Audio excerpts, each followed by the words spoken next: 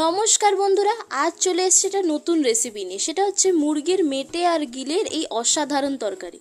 তো প্রথমে আমি মেটে আর গিলেগুলোকে ছোট ছোট টুকরো করে নিয়েছি।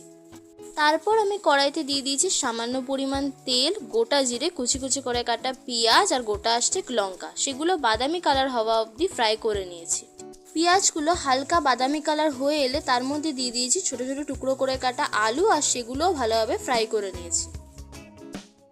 এইবার ওর মধ্যে দিয়ে দিতে হবে মেটে আর গিলের টুকরোগুলো, তার সাথে আদা রসুনের পেস্ট, স্বাদ অনুসারে নুন, সামান্য হলুদ গুঁড়ো, তার সাথে সামান্য লঙ্কার গুঁড়ো আর একদম সামান্য দারচিনি পাউডার। এইবার পুরোটাকে ভালোভাবে নেড়েচেড়ে নিয়ে কিছুক্ষণের জন্য রেখে দিতে হবে।